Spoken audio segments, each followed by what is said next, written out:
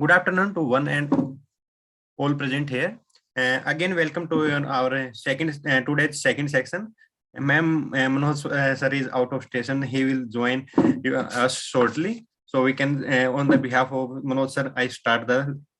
Dr. Kasma Gupta started her professional career with Regional Remote Sensing Center, Indian Space Remote Organization, Dehradun in year 2001, and currently working as a scientist in Indian Institute of the Remote Sensing, ISRO, Dehradun. Her research interests include urban climate and microclimate, urban green spaces, 3D modeling of urban areas, and application of the geospatial technology in urban planning. She has executed a number of research and operational projects on remote sensing applications. She has more than 60 publications to her name as a research paper in international national journals and conferences and ISRO technical reports. Dr. Gupta completed her PhD degree in architecture and planning from IIT Roorkee on urban climate. She completed her master degree in urban planning, SPA Delhi, and bachelor's in architecture from MNIT Jaipur. Thank you, ma'am. Now screen is your warm welcome. Thank you very much. I thank, first of all, I thank your organization to organize this event and this faculty development program. And I thank Dr. Manoj Pawar for inviting me for this lecture.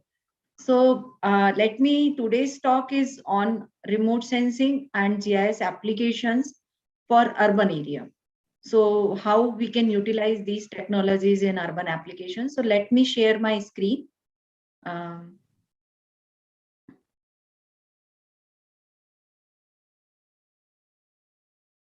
So are you able to see my screen? Yes, ma'am. Yes, ma'am. Okay. So today's talk is application of remote sensing GIS for urban studies. So I'm working from last 20 years in this department, and we have variety of programs and variety of work. So let us start with urban area. As I understand, you all maybe from urban field, so you may be aware like what is urban area, and I did not go to in all these definitions, but we know that urban area accommodate 60% of the world population. They consist of 60% of world population, but they occupy only 2 to 3% of land area. So that's why urban area is very important, because their development and their proper management has a major role to play, even in your regional area as well as the global context also. So if we talk about India has, although it is said that India has less urbanization till now, like it has only 377 million population, but this number is very huge in respect to, like, if you look at the total number of people living in urban area, this number is quite huge.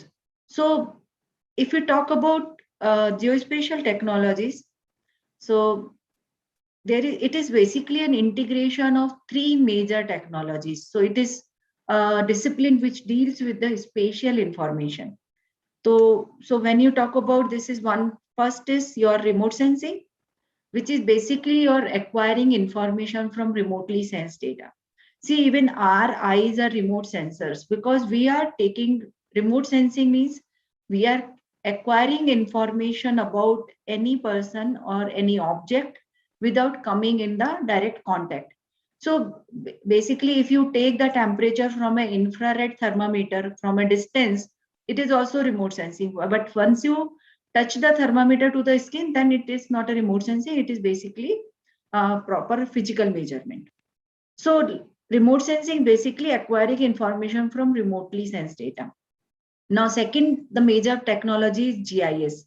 This is known as Geographic Information System. So it is basically data management, manipulation, analysis, and visualization. The third technology is your this GPS, where you have global, it is known as global positioning system, but nowadays it is known as global navigation satellite system. So this basically provides you accurate positional information. So now all these three technologies has been combined together, has been utilized for many more applications in urban area. So if you talk about remote sensing itself, you see remote sensing it started in the World War II period, like that there was aerial photographs, and we have optical data which takes data in the optical domain like visible spectrum, visible area of electromagnetic spectrum. And these data set can be mono versus stereo, means it can be a single image data, or it can be overlapped stereo image data, which can be utilized for getting the 3D information from the data. Now it can have black and white, like it will have the broad band covering the broad band, but it is a single band data, or it has narrow bands with the multi, like number of bands are there, so we can convert it to multispectral data. Now, one more technology is there in remote sensing data is LIDAR, light detection and ranging. So it is basically, it also works in the visible region. Generally, it is also active remote sensing, and it works in the NIR region. So this is also LIDAR data is basically, it provides you the point cloud and the exact height information. Now, one more technology is microwave or radar data. It has the capability of taking images all in all weathers. Like optical data has limitation, like if it is cloudy or there is a fog, the data is not clear, so you won't get data. But in case of microwave, because it penetrates the cloud, it has all weather capabilities, and it can provide you data during even flood situations. So for flood, preliminary analysis of flood damage assessment and flood situation, it is very good data. Now, next data is your hyperspectral data. Hyperspectral data is basically you have very narrow band, and number of bands are there, maybe more than 100 bands in one sensor. It provides you very narrow band, so you can even have a differentiation between different materials, like you have shell, concrete, asbestos. All these materials can be segregated with help of hyperspectral data, but using my black and white and multispectral data, we cannot segregate. I'll discuss about this in the next slides. Now, if we talk about GIS, then GIS, we have open source or freeware data. See, GIS earlier started with your desktop GIS. Now this desktop GIS is with commercial licenses. Now this whole environment has shifted to open source freeware GIS, and lot many open source data sets are available. And there are open source databases are also there. Like lot of databases are available in free domain, like Landsat data is available. Like it has temporal data is available, 30-meter data from a long period, like more than 30 years. So that can be utilized for many applications. Then you have Sentinel data, which is 10-meter resolution data, which is also available. And you can utilize those information for different purposes. Now, if we talk about GPS, it provides you accurate positional information. So earlier GPS basically is global positioning system. There, America has that system. That's why we know it as a GPS. And it has transcended to global navigation satellite system, because now many of the countries has their own navigation satellite system. Like there is a Galileo by European, and then GLONASS is Russia, and then India also have that is known as IRNSS, Indian Regional Navigation Satellite System. So this IRNSS is also, now India has its own navigation system, and over a period of time, in maybe few maybe coming years, you will get to know that your even mobile, your IRNS chip is there, so you will be able to get the locational information using IRNSS. Now, over a period of time, there is a change to there is an emphasis, changing emphasis. See, earlier the more emphasis was on data, where you have the data processing or pre-processing was the major task in remote sensing data. So your 71st% time goes into data conversion and then spatial analysis. But now so much of data is freely available. Also, the data which you acquire that comes with lot of image processing is gone into back in the background. So your data conversion and other thing doesn't take time. So this is a changing emphasis in remote sensing GIS from data to spatial analysis.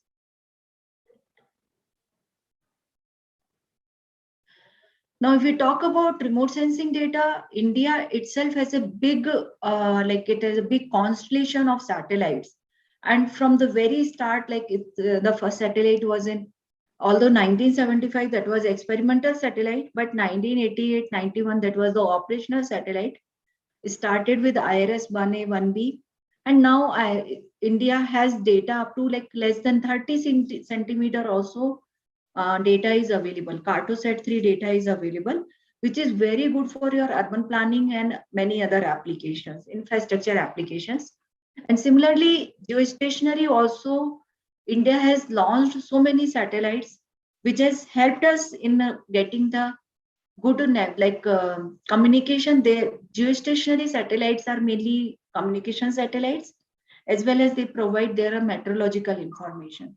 So all these has helped India also to build a capacity in communication as well as in meteorological. See, your lot of data goes from remote sensing to weather forecast models, and now because of ingesting of this information, integration of this information has helped modelers to improve the weather forecast to quite a good degree. Like now, your forecast is quite accurate. So now if we talk about, there is one term I am talking again and again, that is spatial resolution. So spatial resolution is uh, basically a pixel size or an area which you can see on the ground in 1 pixel. For example, there is a one AWIFS data which has a pixel resolution of 56 meter. So your 56 meter by 56 meter area will have single value. So that way you will have, like, you can only study the regional level feature or broad level feature. Similarly, you have list 3.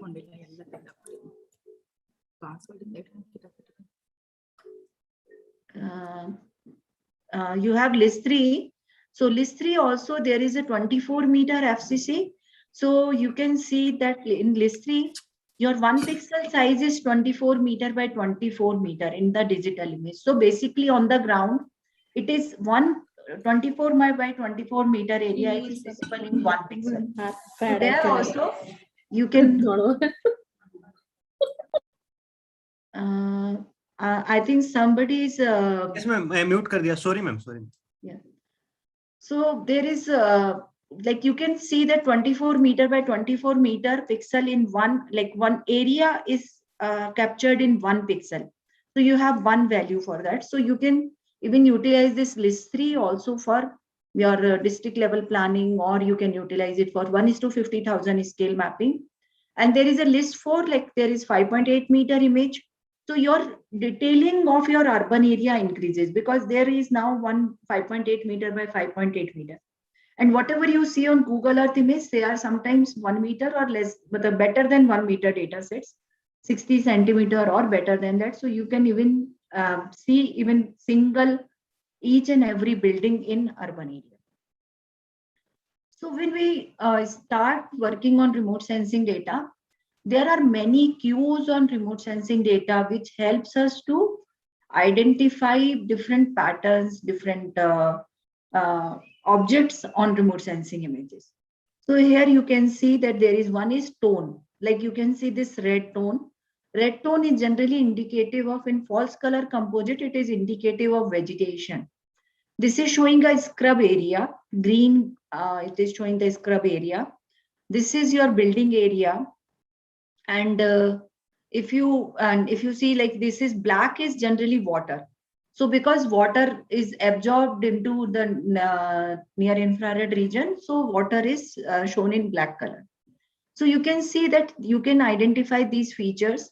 Then there are different kind of textures, like there is a coarse texture, medium texture, smooth texture. I'll give some example. Then this pattern or basically arrangement of your objects.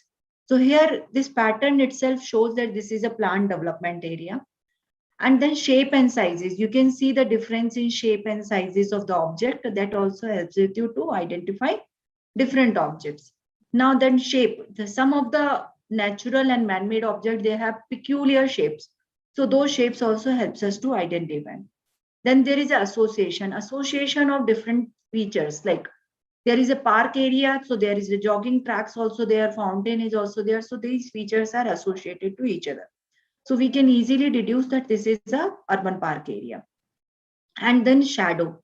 Shadow of the building is also one of the important parameter while identifying some of the features. So let us take some of the examples one by one. But before that, we need to understand one very specific aspect of remote sensing data. Like this water is, this is the signature of water where I have shown you that water is completely this, it has no reflectance in near infrared region. That's why water is black in remote sensing images. But if you look at vegetation, vegetation gives very high reflectance in near infrared region. Near infrared region is very important in urban area because this gives you like most of the land surface features are vegetation features. So this is your vegetation. So that's why vegetation gives very high reflectance into near infrared region, and remote sensing can be utilized for multiple kind of vegetation studies. But if we look at this, the soil, this spectral reflectance curve, then we can see that soil is basically is saturates when it reaches the upper this one, it is saturating. So what happens in most of the urban area, the buildings, the uses are like most of the building has a similar kind of material, whether it is an institutional building, whether it is a residential building or commercial building. Most of the time your building material is same. So it is difficult to segregate them with the automatic classification. So what we do, we go for visual interpretation. We identify features by digitizing or looking at the image. So here, this is example one. So here you can see that these are the residential buildings because they are smaller in size as compared to these buildings. Here you can see these buildings are very large, but these buildings are institutional buildings. Why so? Because here the parking is indicative of that. If suppose this is an industrial building, then you will find heavy vehicle parking or arrangement of buildings would have been in a different manner. So your pattern will change. So it has regular pattern, but it has very specific association of objects. So that's what it shows that it is an institutional building. Now, if we look at this image, here the shadow of the building, shadow of the object shows that it is an elevated object. It is above the ground. So, and then this pattern and the shape, it shows that, okay, we are aware of that this kind of pattern is generally available in traffic junctions or flyovers so that we can easily identify. Similarly, this kind of pattern is seen in your different, you can see that hilly region roads. So this way, all these patterns or knowledge of your area helps you to identify lot many features. So 1 second, I'll just, there is a lot of sunlight.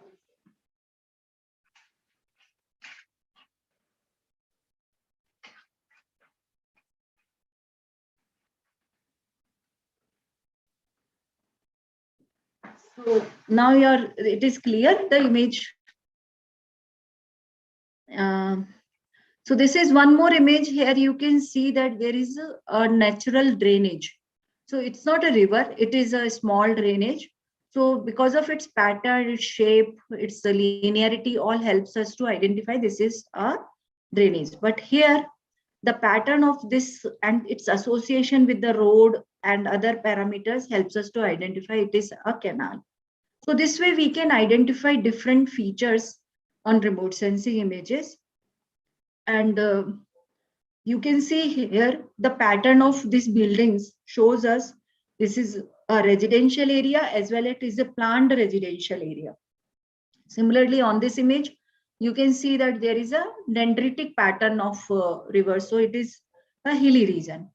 Similarly, if you look at this image, there is one lake and another lake, but this lake is a mountainous region lake because you can see a lot of vegetation in the surroundings. But here, this is the desert lake, but this desert lake has a lot of barren rocky area in the surroundings. So all this helps us to identify different features.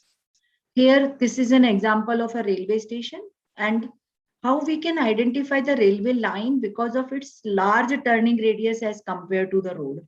So you can see that turning radius is quite large and this building is associated with the railway track. So we can easily identify, okay, this is a, a railway station area.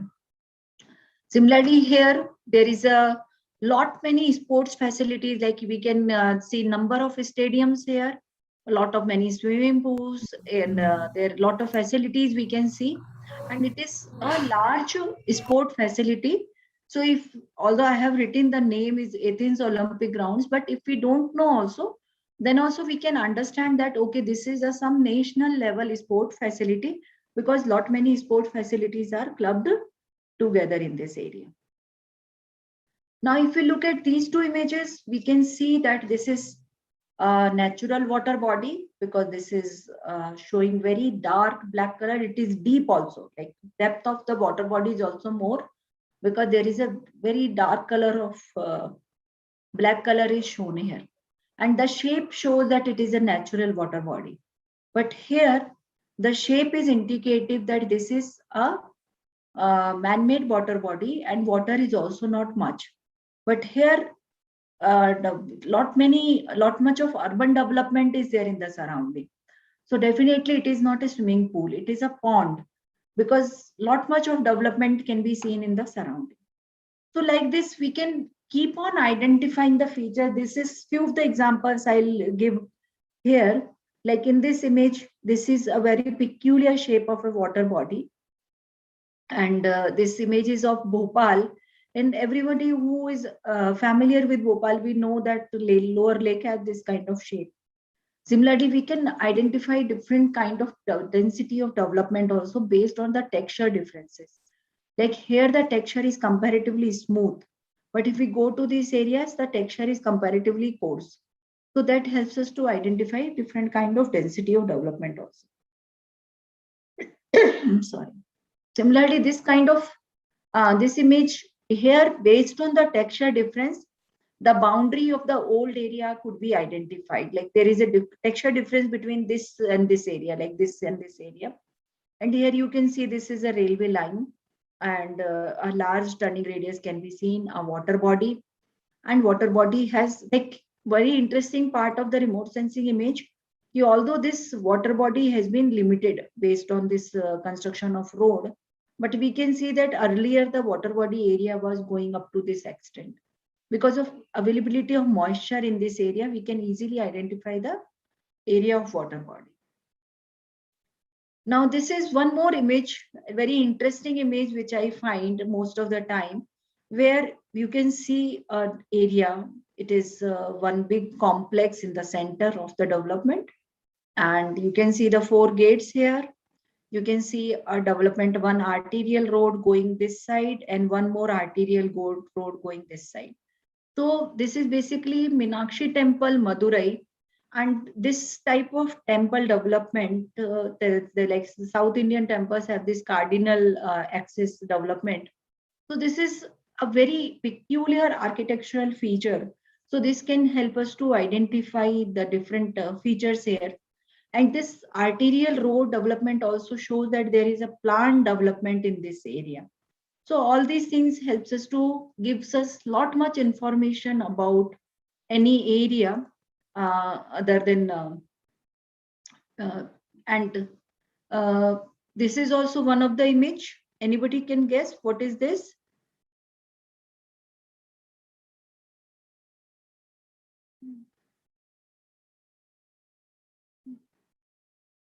Okay, So okay, uh, uh, it is a launchpad area. Here it is, see, whenever you identify a feature, you have to understand its characteristics. Like this, in launchpad area, you can see a big structure, big vertical structure with lot of shadow, like big shadow. So that is showing that it is a high-rise structure. But you are able to see that large area is devoid of any other development, and it is near to associated with the sea coast. So that helps you to identify its characteristics and your area feature you can identify. Similarly, your substation viewed from satellite data, that also you can identify because of its maintenance road network. So that you can identify many features. Similarly, this is a water treatment plant where you can see the series of tanks. So we know that water treatment is basically a series of functions are there, so that can help us to identify. Similarly, you can see this is a port area, like Port of Karachi. You can see like lot many activities related to port and different kind of development. So this pattern, it's very much indicative of your port area. Now, this is for architectural student. You can easily guess this is an auditorium because of its peculiar shape. And so this is some of the examples. Like here you can see this is a brick kiln. You can see a big chimney, that shadow of big chimney here. And the peculiar shape of the brick kiln, either it is in the circular or elliptical shape. And here you can see like large money. See, this is NCR region image where you can see the number of brick kiln.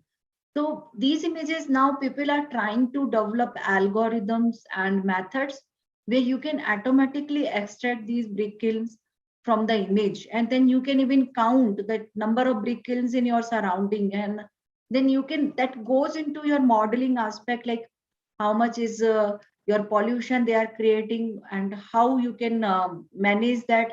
So all these aspects can be maintained with this. So this is also one image of like typical village settlement, where you have that common area and then houses are in the surrounding. So it's a typical village settlement. Now here also you can see this one image where you can see like there are few tanks, and in these tanks you can see like some of the tanks are has more siltation, some tanks has less siltation. Like this tank has lot much siltation is there here also. So all these also you can identify using your, and this tank is completely silted.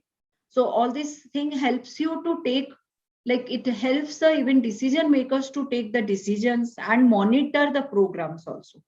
So, and here also this image is showing. And one interesting part of your remote sensing images is provide you the synoptic view. And when it provides you the synoptic view, there are sometimes the features which you are not able to see even standing on the ground. You can make the connection between those features. For example, there is a river channel, and these are the paleo channels. So you can even make the connection. Okay, these channels, although seems totally disconnected from the river, but they are basically not disconnected. They are part of the river system. So all these areas can be avoided for development. Similar example you can see in this image where although river channel is there, these seems to be two disconnected water bodies, but they are not disconnected. If you look at these carefully on the remote sensing images, they have the connecting channels. And we as a planner, we should not encroach upon those connecting channels to avoid waterlogging situations or to avoid any other problems in future. Now, if you, there is one more example of this river system, remote sensing image, and you can see that connecting that paleo channels and oxbow lakes and all this, the complete system you can see, like how this river system is changing over a period of time, that also can be seen. Now, if you look at this total image, This now remote sensing image is also one of the major tool for change detection or monitoring of your features. For example, I am showing you one image where it is Japan's Fukushima Daiichi nuclear power plant. It has like taken like in 2009, and it was taken after the blast. So you can see the damage in the area. So now remote sensing images forms a very basic and very important input for your this damage assessment and disaster management. So you can see some more examples here. Like if you take this building as your reference point building, then you can see the amount of damage happened in this area. So this way you can, it can be easily used for your damage assessment. Now in this image, you can see like there is a lot of activity going on in this image, in the right hand side image, but in left hand side image, there is no activity. So this is basically after earthquake. This is a post-earthquake scenario where people are not afraid to go inside the houses and they congregate in your this open areas.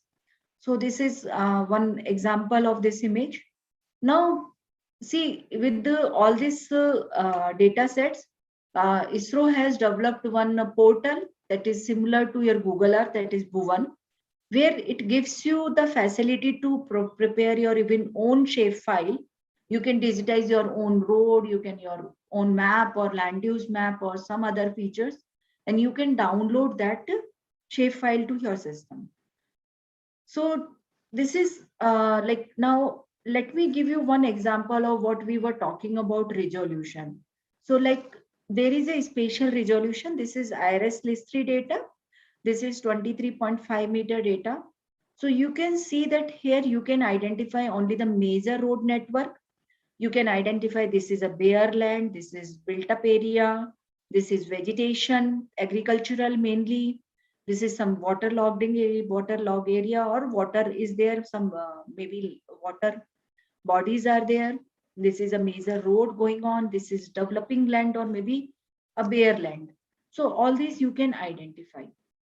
But if you, so you can prepare a detailed not sorry, a broad level land use map where your broad level classes you can identify, which are useful for your district level or regional level studies. Like you can prepare a map of maybe many of your surrounding city areas and you can compare them. So, and if you can want to do, if you take the temporal data, you can do the growth monitoring, how the city has grown from a one period to another period. So these kind of studies are possible. If we come to this 5.8 meter resolution data, you can see that you are able to see even the minor roads, like minor and local roads also.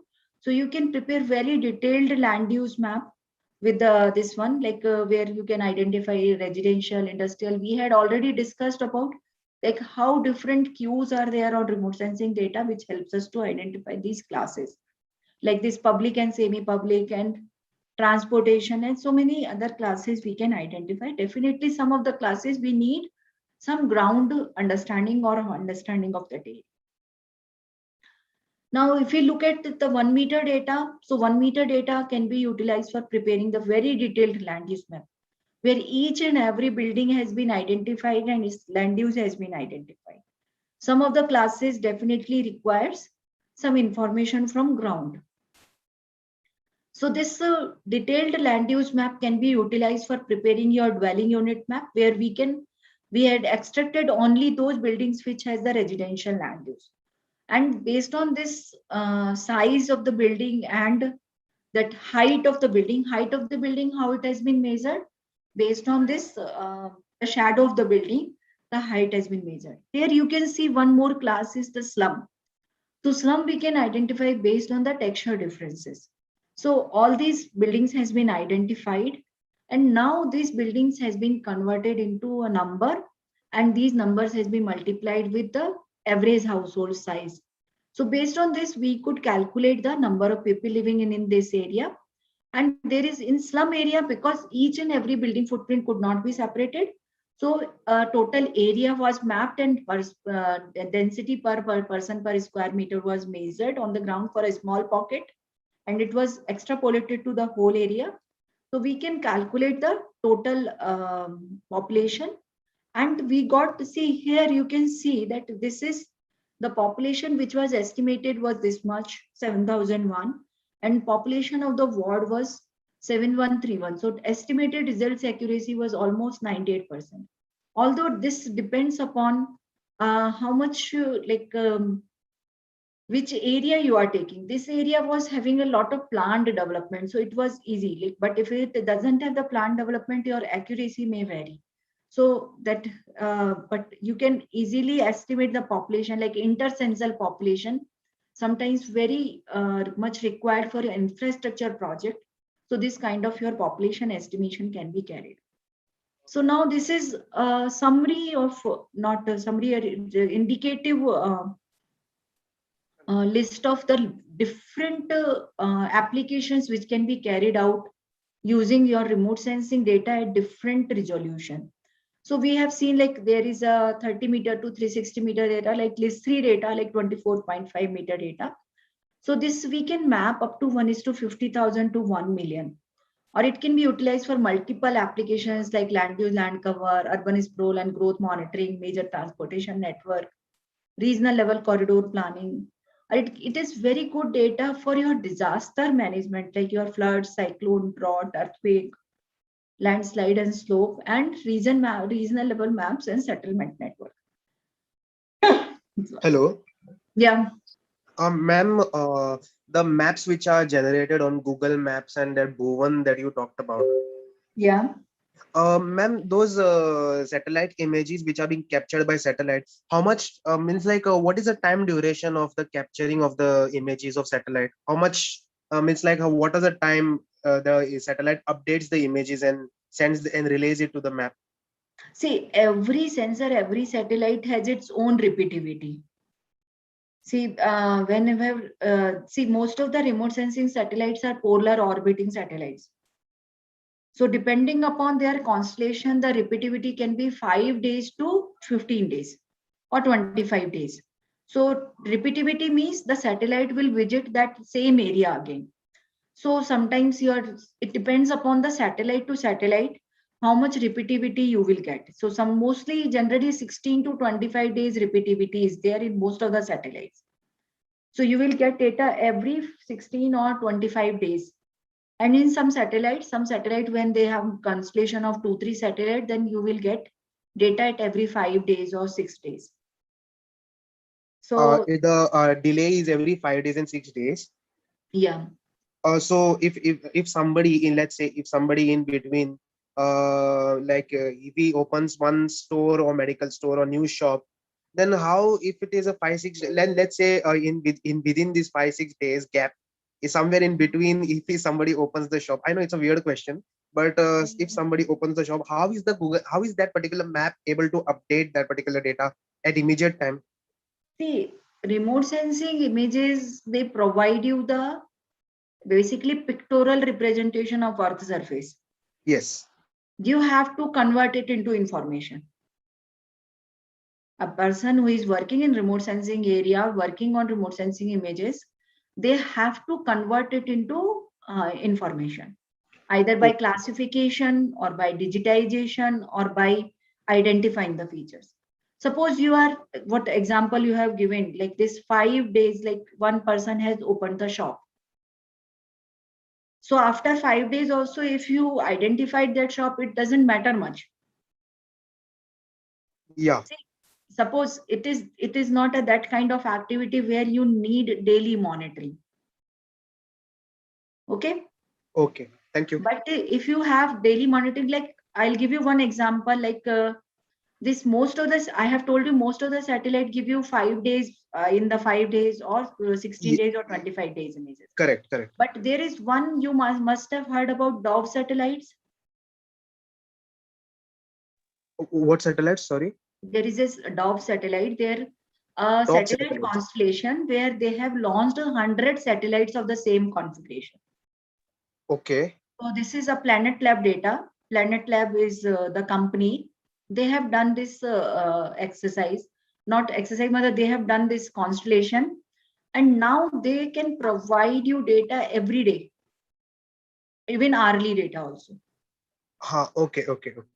So depending upon your requirement, suppose there is a disaster situation where even every hourly data is important. So that time you can contact them and you can take that data. Okay, so So every time the time value can be changed. yeah, Time delay can be changed whenever required. If it is yeah, urgent, if it it is is like depending upon your obviously a national security objective. issue, Yeah, if you want to depending. gather any intelligence and all that stuff. Yeah, if you're in the intelligence field, you will have a different requirement. Yes, correct. So in today's context, lot of satellite data is available. Lot many satellite data is available, but definitely some data is available in civilian domain. Some data is not available directly in civilian domain. Some data is available free of cost. Some data is on the cost basis. So Yes. depending upon your objective, you can choose the data and you can use that data for your application. Okay. Okay, so we were talking about medium resolution data. So where this can be utilized for 1:10,000 to 50,000 scale mapping. For example, urban land use mapping, urban suitability analysis, your major minor transportation network, city guide map. See, this list is just an indicative. There is many more applications you can do. In case of disaster, you can go for post-disaster damage assessment, vulnerability analysis, and land and water resources development. Similarly, if you go to micro level where you have this high resolution 0.3, now it is 0.3 meter to 4 meter data is available, up to 0.3 is also available. So that can be utilized for 1:1,000 to 1:5,000 mapping. So there you have urban land use, slum, local road network, building footprint, and many more population estimation, then your solar potential estimation, this many more application, rooftop water harvesting, so many things you can do because the basic information for all these application is your building footprint. Once you get the building footprint, then you can add some equations or some model to it and you can get the information regarding this. I'll show you some of the examples of these applications one by one in the next slides.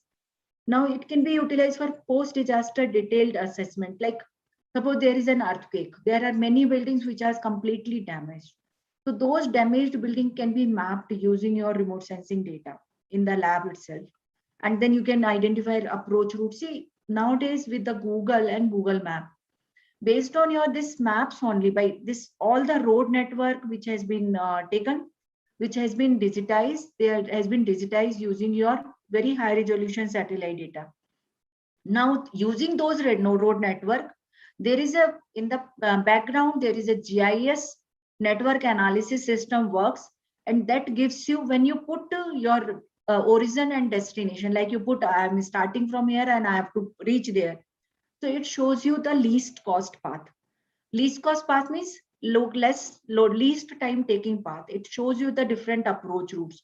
So whatever you see on Google Earth, it has lot much remote sensing and GIS capabilities going behind it. Like the major, it is basically a combination of all three technologies. Like remote sensing images has been used to obtain the road network.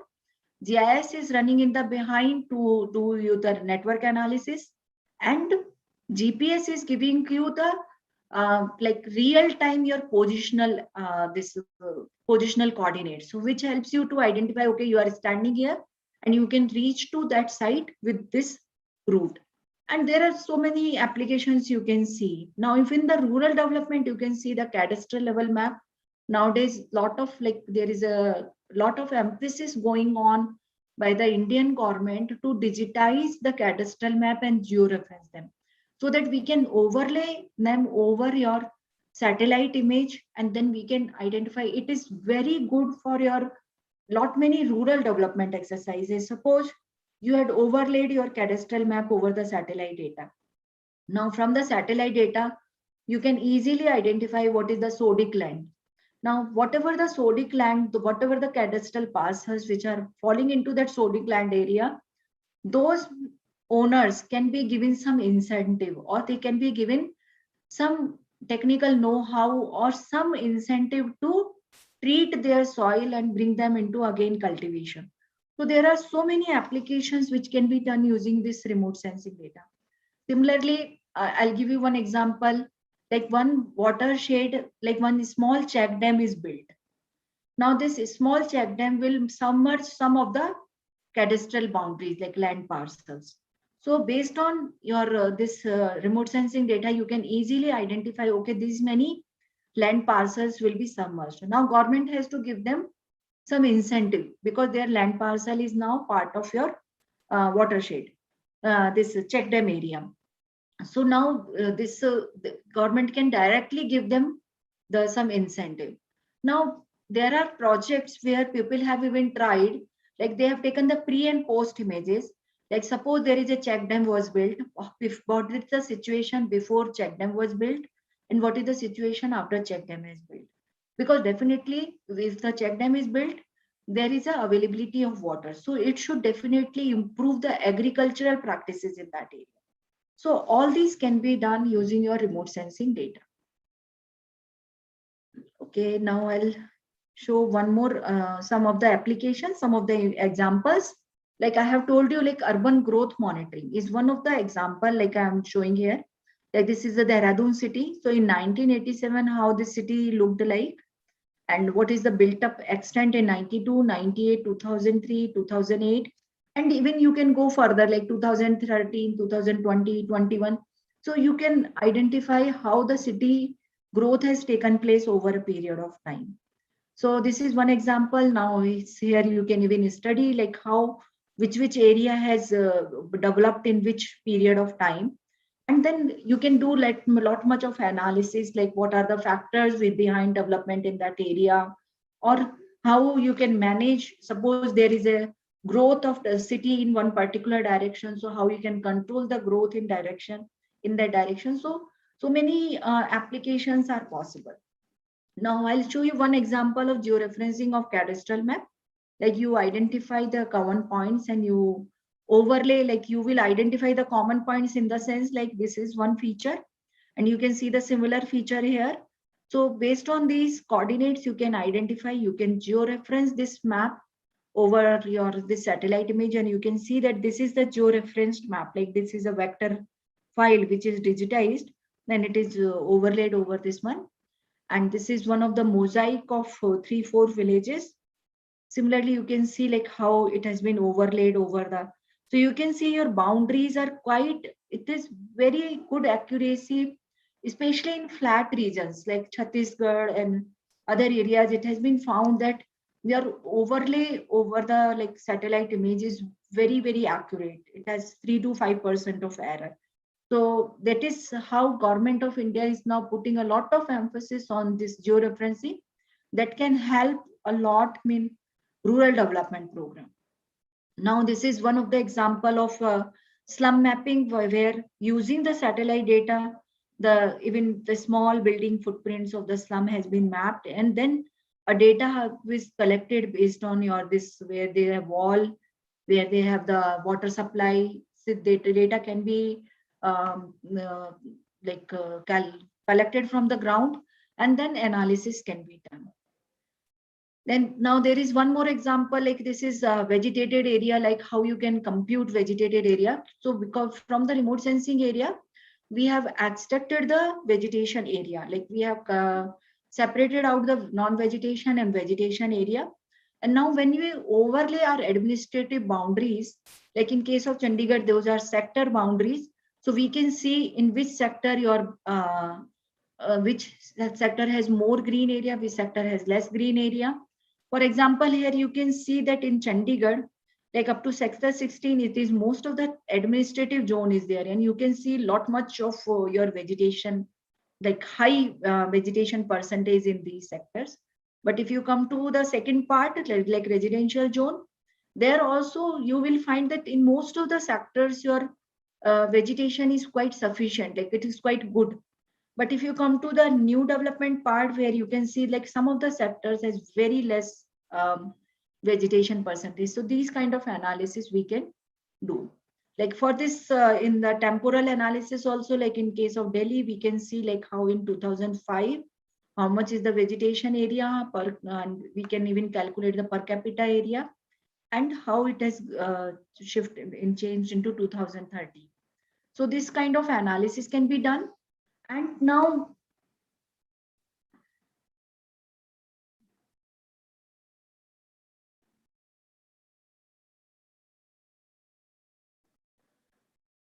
So this is like, if you can see, like this is one change detection we have done. Now in this exercise, what has been done, like multi-parametric index was developed for the quality management, or for assessing the quality of urban green areas. So here there is a lot of multi-parameters like amount of green, type of green, proximity to green, height of structure, density of built up. So all these parameters has been taken and they have been combined together to create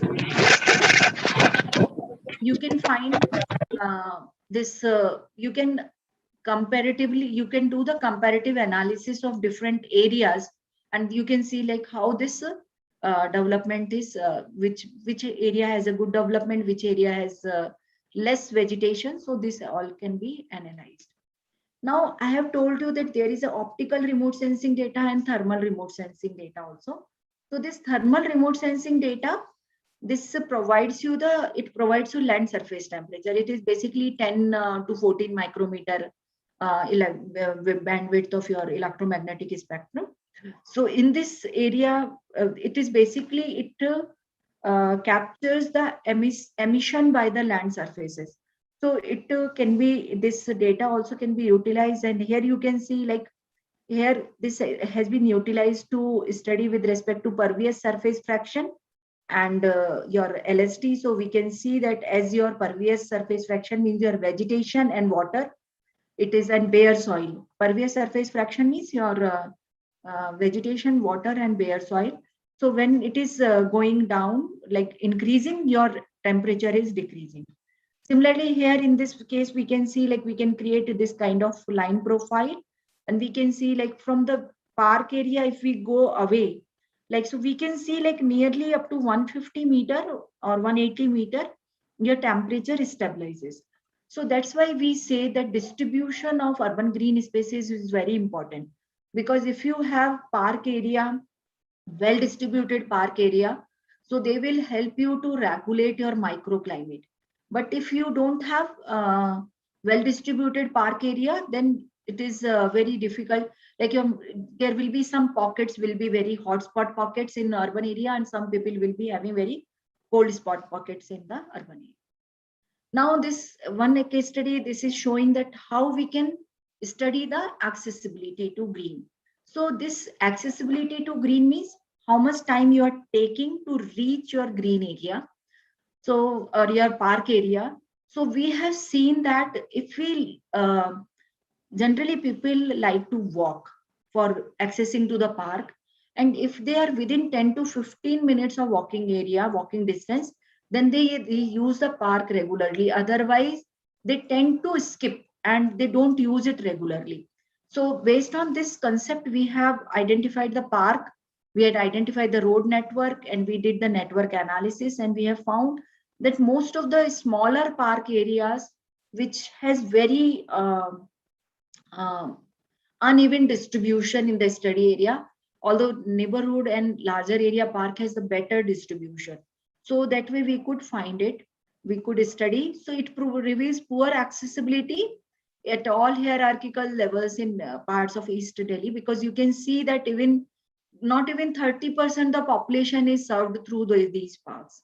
So this is some of the example you can whether you can see like applications. Here you can see like this is suitability analysis has been done, where a suitability has been identified for different urban land uses. So here what we have done, we have identified the suitability for residential separately, warehousing separately, and recreational separately, and all of them were combined together to see the optimal use of land. Because see, sometimes if we identify the this one like only for your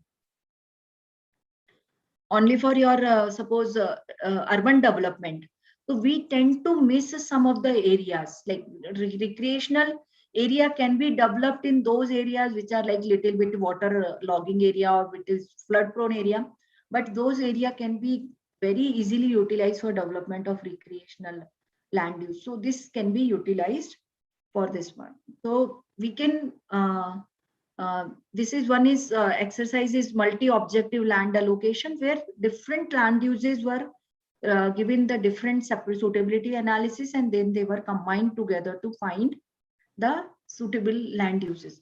And when this land use was presented to the local authority, they have found this is the very good allocation of land as per their own understanding also. So they have found it very objective exercise as well as very fast as compared to your like conventional approach. They have found it very fast. It is objective, and it is giving the land allocation which they also feel that it is suited for that area. So, and another data is nighttime, so which can be utilized to see your nighttime. Basically, it is also visible data. It shows you like what are the areas which are well lit during nighttime. So you can see that there is a Punjab area which is well lit, even the Dehradun, that Delhi area, but you can see that this Uttarakhand area is not so well lit, or even your Jharkhand area is not so well lit. So all this helps you to identify your human settlements, as well as you can use for population and economic studies also. Like sometimes people have tried to see your population estimation, even electricity consumption, like state-wise also you can identify what kind of electricity consumption is there. So all this data can be utilized.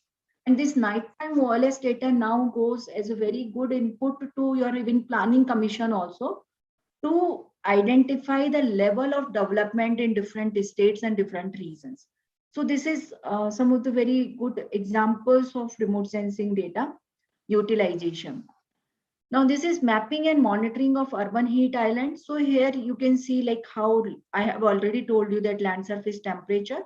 Now you can do the ward-wise analysis of land surface temperature, which has ward has a more temperature, which ward has a less temperature, what kind of development characteristics of are there for those wards. So all these can be done. Now remote sensing data can be utilized for your even 3D modeling and visualization also. Like there are two examples I'm giving, like one is your high resolution satellite data. So this is Cartosat 1 stereo has been utilized to prepare the 3D model of this Nehru Place and then Akshardham. So although we have found that some of the complex structure with fine geometric detail requires better spatial resolution, but we found very good accuracy of these 3D models. Similarly, this airborne LiDAR has been utilized, and you can see a very good skyline and very good 3D model of a city area. Like here you can see each and every building, and you can visualize. So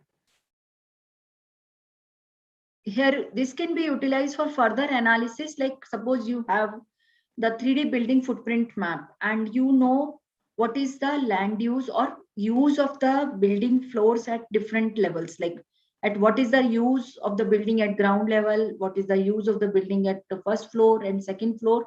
This data can be collected from the ground, and then you can put that into visualization. So these all data is very good for decision making and even understanding like what kind of development characteristics are. Now, if I'll come to that more, because it is more, I think some of the architects may also be there. So I had kept these slides also, like how remote sensing is utilized for your cultural heritage site. So here you can see like this is Dresden and Elbe Valley. And there you can see like remote sensing data has been utilized to see like what is the flood prone areas that has been identified. So now if you now you can see like kind of flooding situation here. So this can be utilized for protecting your heritage sites also, because you can monitor the flood and you can prepare the protection plans for the future. Now, if you look at this one more example where this remote sensing data, especially microwave remote sensing data, is very good for studying your land subsidence rates. So because it gives you the difference in elevation in millimeters. So you can utilize this data for land subsidence analysis. So this kind of analysis, like in land subsidence analysis of Delhi, also shows like Delhi, that especially the western part is like subsidizing, but like there is height elevation is going down in terms of millimeters maybe, but that is mainly because of groundwater exploration. Similarly, here you can see that they have prepared the land subsidence rate, like how the Venice, that the change in topography is taking place. So this can be utilized for similarly for natural heritage site. You can see that temporal analysis like 73 to 2002, how this area has developed over a period of time, like this much, lot much urban development has come. So now you can see the changes and you can take precautions or you can take measures for protection and prevention. Similarly, this is one example. Like this is a Virunga National Park. You can see like this area is almost inaccessible area. But like this is a volcano active area. Volcanic activity is very much there. So you cannot go there. It's very difficult to go there, but satellite images can be utilized for monitoring those areas also. Similarly, this example here, you can see that this is one of the fort area. It has very peculiar typology. So all these kind of fort area can be measured, mapped. So now ISRO, based on this, ISRO has taken one project with Ministry of Culture that they are going to identify all like cultural heritage or monuments of national importance, and they want to identify that the prohibited zone and that protected zone, regulated zone and protected zone, so that over a period of time in this area they can see how development is taking place and how these activities are changing this area. Now there is one more technology. I have told you lidar. So there is one terrestrial lidar which can be utilized for capturing the 3D models of area in very much detail, because this lidar has the capability of give you very even millimeter level details. So this is very good for your heritage site. Like this is a point cloud, and now you can see that this point cloud has been utilized to prepare a 3D model. So now all the details, very minute details of your has been captured in this, because it goes up to millimeter levels. So you can capture even very minute details of your heritage structures, even statues and so many other things. Like this is India Gate, and this is one of the lidar data of India Gate. And this, although it seems a very image kind of thing, but here at every millimeter or more than less than a millimeter, you will find a point which will give you X, Y, Z information of that structure. Now, this is also one of the structure, like one of the, like I think it is Bibi Ka Maqbara. So all these things you can see. And so now there is one more technology. See, lidar scanners are very costly. You can see like they are almost 80 lakhs to 1 crore systems. So now what is this?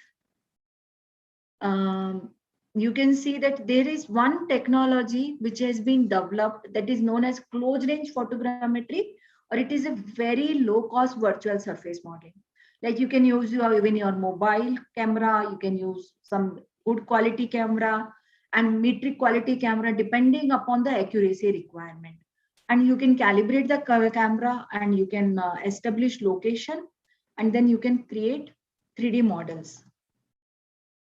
Like this is one of the example, like this is different photographs has been taken, and this is kind of 3D model has been created using this low cost technology, that is terrestrial images, and you can create a very detailed 3D model.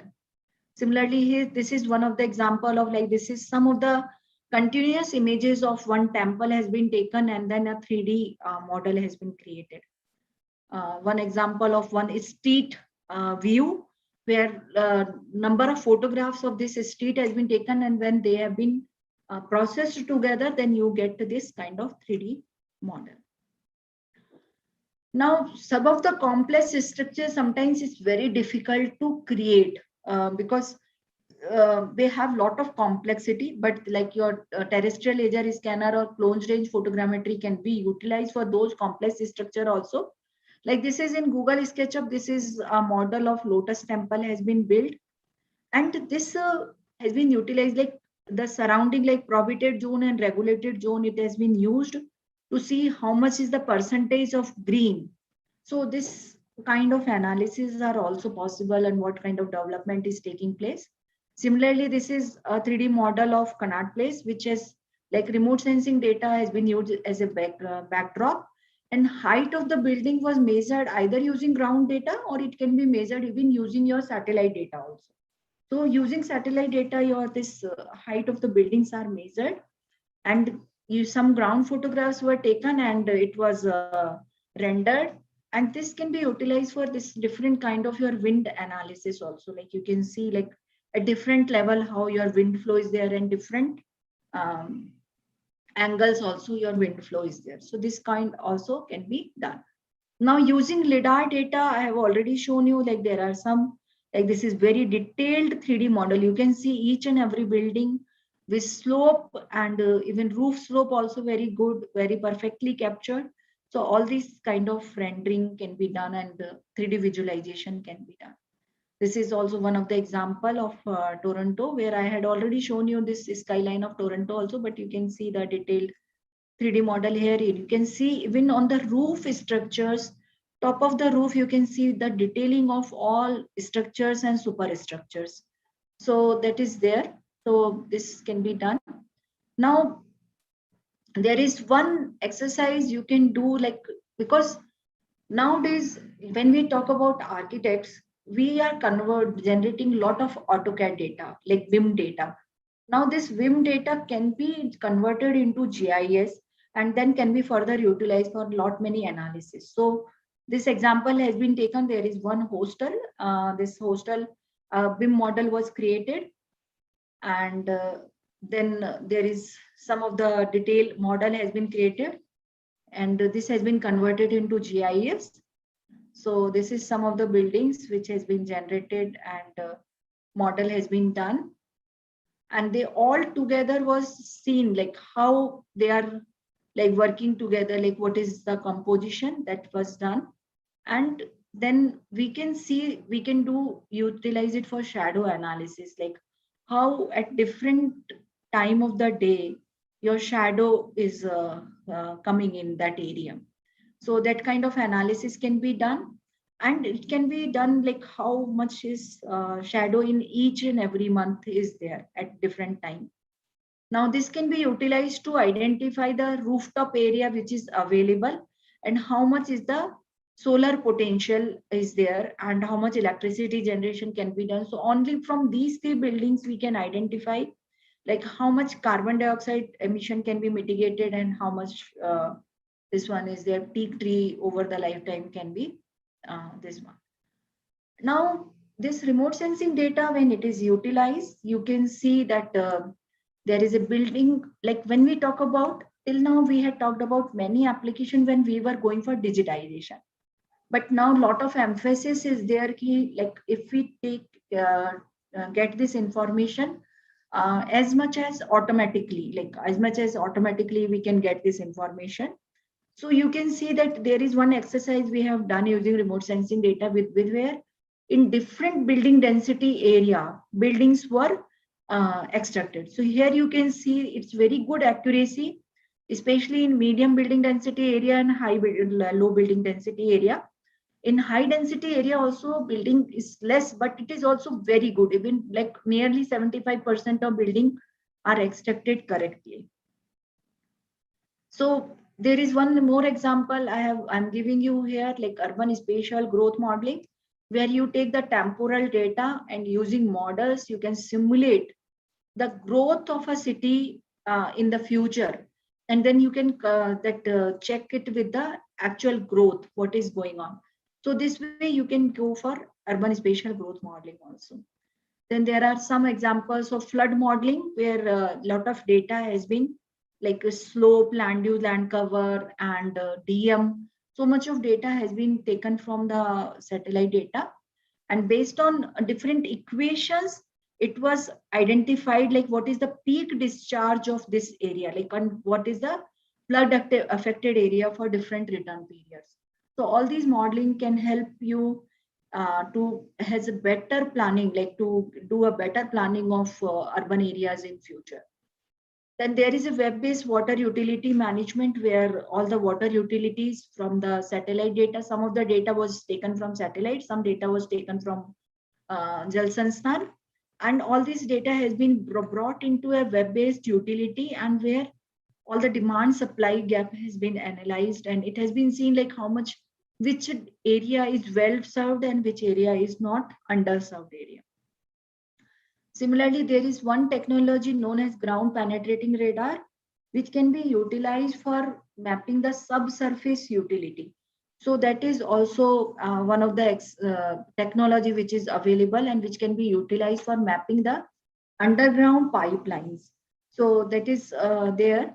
And so when we combined all these technology, so there is, I have already told you that earlier the data was available was on cost, but now lot of data set was available on is available free of cost, like Landsat data, Sentinel data, and lot many derived data is also available free of cost. And you must have heard about one technology, that is Google Earth Engine. It is a web-based engine where you can do all the classification, everything on the like on the go in the web environment only. You need not to buy the softwares or any other thing for that purpose. You can download the data, you can go for classification. So based on this Google Earth Engine, we had developed one customized tool, like in IRS, we had developed one customized tool where it can be utilized for land cover, analyzing the land cover change. It will be utilized for urban growth monitoring, like how urban area has grown over a period of time. It can be utilized for urban growth modeling. So this data, this tool is under development, and maybe in future it will be available to planning community also, where you have to just select the data and click some button and you will get the output. Similarly, nighttime data analysis. So this application is under development. Now for supporting this urban development ministry, like Ministry of Housing and Urban Affairs, in the Amrit program. See, Amrit program, they have one sub scheme, that is GIS based formulation of master plans. Now in GIS based master plan formulation, they have to collect lot much data on the ground. So that data collection is not so easy. So for that purpose, to facilitate that, there is one mobile app has been developed from IRS. So that is known as Sankalan, and it is available at amrit.irs.gov.in. So you can download this app and you can see, like, see this data, this app provides you geo-tagged data for each and every feature and facilitate your ground data collection to a very high extent. Now, if we talk about some new trends, so there is an unmanned aerial vehicle, UAV is known, which is commonly known as drone. And this is also coming as new technology. Like I have told you, like we can go up to very detailed maps, but with the remote, this UAV data, we can go up to even 500 scale map or 300 scale maps. And this can be this can be in the future, it can be very like important and maybe well utilized technology in urban planning, because now from UAV there is a pilot projects are going on where they are talking about property management and property survey, and so many other exercise or pilot projects are going on. So this can be a very good data where it provides you orthomosaic and it provides you 3D city model and 3D fly through, like you can fly the UAV at different heights, and you can create this kind of, and so many other applications which will come in over a period of time. Now I'm on the almost on the last screen. I hope it is still you are still there, because it is very long lecture.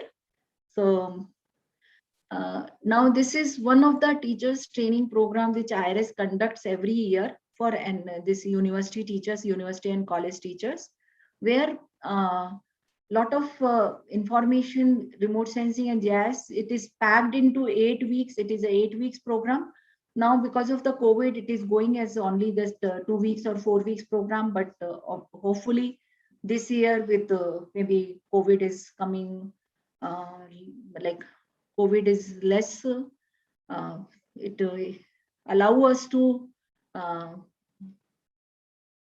conduct these programs.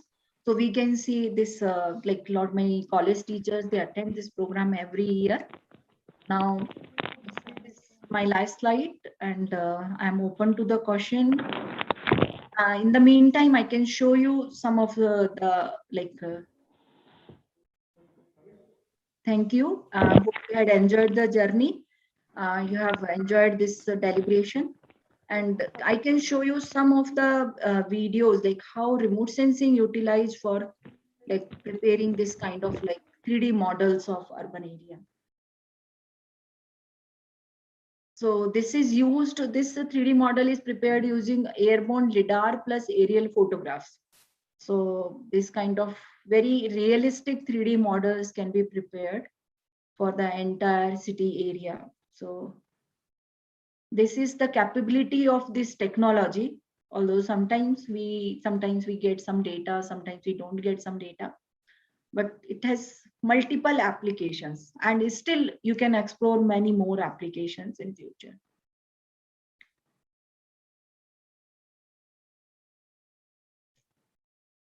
So I'm open for question. Any questions you can ask me now.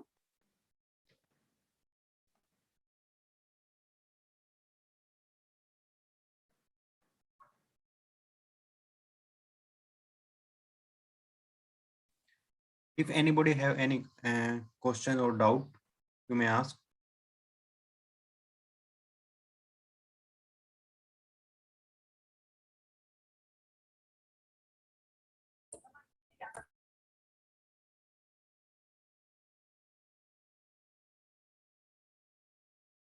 And what technology is being used for night vision? Whether we want to Pardon, get any. please repeat the question. Your voice was breaking in between. Hello, am I audible?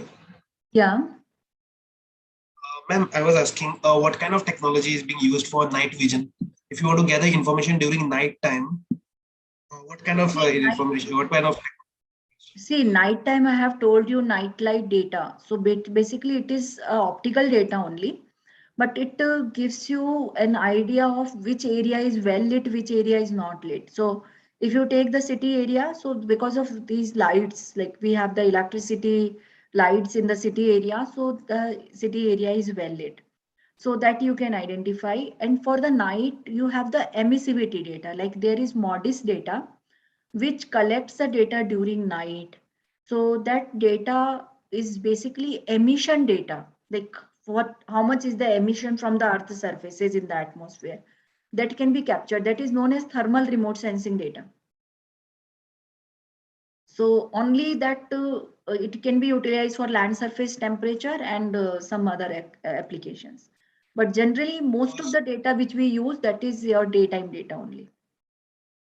So basically, you mean after capturing the data, the data is extracted and then it is being processed for image. Processing. Yeah. See, data is just a data. You have to convert it into information as per your requirement. Yes, correct. Thank you. Ma'am, I have a question. Ma'am, can you hear me? Am I audible? Yeah, please. Ma'am, these microwave remote sensing data, can they be used to capture a data below the ground surface? That means at least the topmost layer of the Earth's surface? See, microwave remote sensing data is used for your soil moisture calculation. Like Okay. it is used for soil moisture analysis, like every day how much is the soil moisture in the topsoil area. But Okay. it cannot penetrate more in the ground. Which is the satellite imagery which can be which is used for these kinds of study? There are microwave satellites. I'm forgetting the name. One is your, okay, I'm sorry. You can look at soil moisture and microwave remote sensing. Okay, sure. So you will get those satellite name. There are American, European and American satellites. They provide you daily soil moisture. What will be the imagery resolution, ma'am, to study this? Post resolution data. So it is mostly used for your global climatic models or regional climatic models. Okay. But for urban level, like if you want to do that kind of analysis within urban area, that kind of data unfortunately is not there at the moment. Okay, ma'am. Thank you, ma'am. Shama ma'am, first of all, thank you very much. I'm really sorry. I had to attend somebody. He was paralyzed. So we have to rush to hospital. So first of all, thank you very much for accepting my request. And Thank you very I much. hope the session went well. I just came here and that was also, any more questions?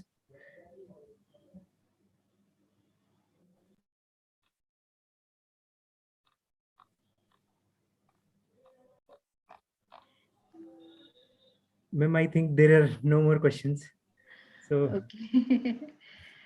So well, I hope people have enjoyed, and because I try to cover as much as possible, like different kind of applications which are possible.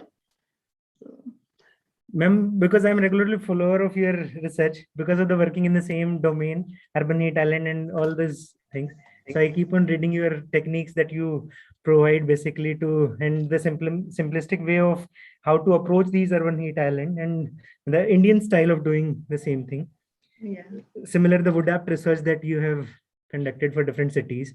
So those I have gone through in detail, and I hope all the participants have also enjoyed it a lot. And Yeah, I skipped that climate part in this deliberation because we'll be yes, covering it in yes, the ma'am, Monday yes, ma'am, yes, session. ma'am. So So we'll be connecting back again on 14th, yeah, Monday definitely. morning. Yeah, sure. So thank you very much, ma'am. Yeah, thank you very much for inviting me. And Thank you. yeah. Thank you.